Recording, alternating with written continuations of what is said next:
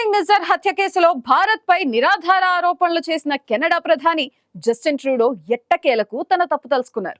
గతంలో భారత్ ఏజెంట్ల ప్రమేయం ఉందని చెప్పినప్పుడు తమ దగ్గర ఎలాంటి ఆధారాలు లేవని ట్రూడో అంగీకరించారు. కేవలం ఇంటెలిజెన్స్ సమాచారంతో మాత్రమే తాను చెప్పినట్టు ట్రూడో తెలిపారు. దీంతో ట్రూడో వ్యాఖ్యలపై భారత్ ఆగ్రహం వ్యక్తం చేసింది. ట్రూడో కారణంగానే రెండు దేశాల మధ్య వివాదాలు తలెత్తాయని, దీనికి పూర్తి బాధ్యుడు ట్రూడోనే అని స్పష్టం చేసింది.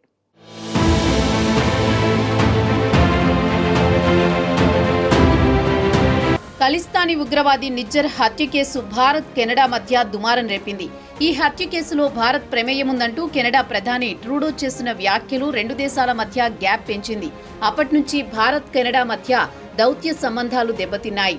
ఈ నేపథ్యంలో ఆధారాలు ఇవ్వాలంటూ భారత్ కెనడాను పదే పదే ప్రశ్నించింది. కానీ కెనడా నుంచి ఎలాంటి సమాధానం రాలేదు. తాజాగా ఖలిస్తానీ ఉగ్రవాది హత్య కేసులో భారత్ ఏజెంట్ల ప్రమేయం ఉందంటూ చేసిన ఆరోపణలపై కెనడా ప్రధాని జస్టిన్ ట్రూడో కీలక వ్యాఖ్యలు చేశారు. కేవలం నిఘా సమాచారం ఆధారంగా భారత్పై ఆరోపణలు చేశానని, ఆ సమయంలో ఎటువంటి ఆధారాలు లేవని అంగీకరించారు. అయితే ఈ కేసులో తమ వద్ద విశ్వసనీయ ఆధారాలున్నాయంటూ కెనడా వ్యవహారాల్లో విదేశీ జోక్యంపై నిర్వహించిన విచారణ కమిషన్ ముందు తాజాగా మాట్లాడారు.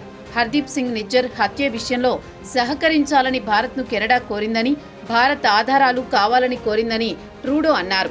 భారత భద్రతా సంస్థలు మరింత దర్యాప్తు చేయాలని, మాకు సహకరించాలని కోరామని, ఎందుకంటే ఆ సమయంలో కెనడా వద్ద కేవలం నిఘా సమాచారం మాత్రమే ఉందని జస్టిన్ ట్రూడో తెలిపారు.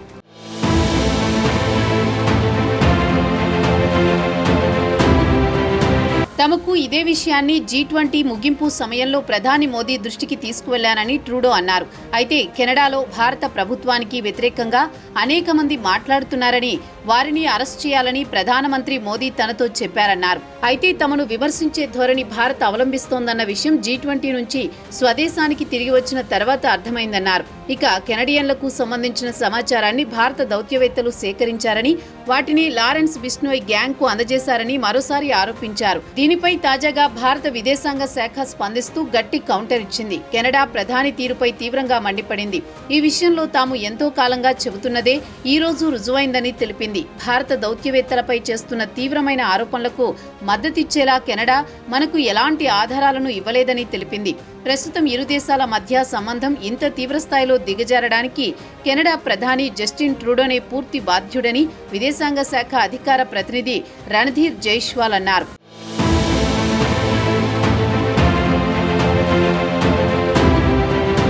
ఇక భారత్తో కయ్యానికి కాలుదూతున్న కెనడా ప్రధాని జస్టిన్ ట్రూడోకు సొంత పార్టీలోనే నిరసన సెగ తగులుతోంది. ఆయన నేతృత్వం వహిస్తున్న లిబరల్ పార్టీకి ట్రూడో రాజీనామా చేయాలని ఆ పార్టీకి చెందిన సీనియర్ ఎంపీ బహిరంగంగా డిమాండ్ చేశారు. ప్రజలు ఇప్పటికే ఆయన్ను చాలా భరించారని వ్యాఖ్యానించారు. భారత్ కెనడా మధ్య దౌత్య వివాదం ముదిరిన వేళ ఈ కీలక పరిణామం చోటు చేసుకోవడం సంచలనంగా మారింది. ఇటీవల చోటు చేసుకున్న పరిణామాలపై లిబరల్ పార్టీ ఎంపీ సియాన్ కాసే స్పందించారు. ఈ క్రమంలో ట్రూడో వైదొలగాల్సిన సమయం ఆసన్నమైందనే వాదనతో ఏకీభవిస్తున్నానని అన్నారు. ఇదే విషయాన్ని స్పష్టంగా గట్టిగా చెప్పదలుచుకున్నానని అన్నారు.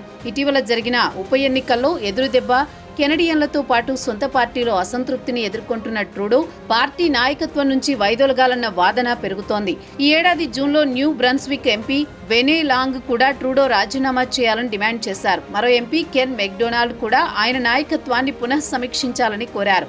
ఒట్టావా మాజీ ఎంపీ ట్రూడో ప్రభుత్వంలో గతంలో మంత్రిగా పనిచేసిన క్యాథరిన్ మెక్ కెన్నా కూడా పార్టీకి కొత్త నాయకత్వం కావాలని ఇటీవల పిలుపునిచ్చారు.